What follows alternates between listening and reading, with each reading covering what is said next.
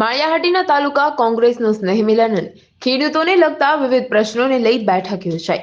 આ બેઠકમાં ગુજરાત પ્રદેશ કોંગ્રેસના ઉપપ્રમુખ હીરાભાઈ જોટવાઈ ભાજપ સરકાર પર કર્યા આક્રમક પ્રહાર।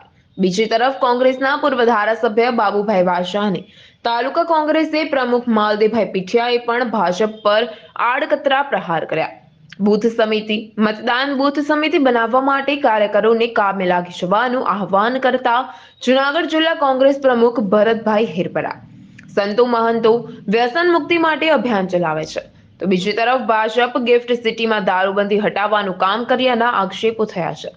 450 રૂપિયા બાટલો ગુજરાતને ક્યારે મળશે?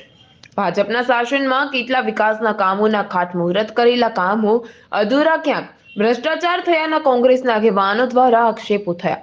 માળિયાહાટીના તાલુકાની પ્રજાને જ્યારે જરૂર પડે ત્યારે તેમની સાથે રહીશ તેવું હીરાભાઈ જોટવા દ્વારા જણાવાયું હતું। આ બેઠકમાં સરપંચો, તાલુકા પંચાયતના સદસ્યો, ચૂંટણી લડેલા આગેવાનો અને કોંગ્રેસના કાર્યકરો પણ ઉપસ્થિત રહ્યા હતા। અને ખેડૂત સંમેલન ખૂબ મોટી સંખ્યામાં લોકોની હાજરી હતી।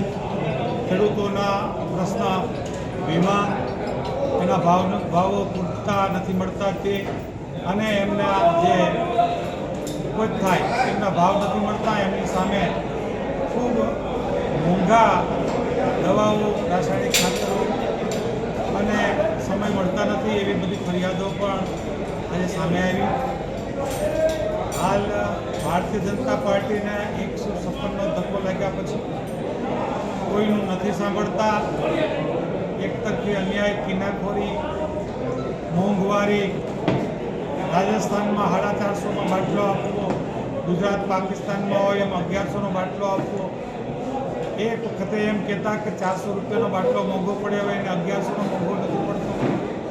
55 રૂપિયાનું પેટ્રોલ ડીઝલ 35માં મળવું જોઈએ એમ કહેનારા લોકો 100માં વેચે, એ પછી પણ એ લોકોને કંઈ સમજતા નથી। ત્યારે પ્રજા ખૂબ નારાજ છે, પ્રજાનો મૂળ બદલ્યો છે અને સમય આવતે બધા એનો જવાબ આવશે।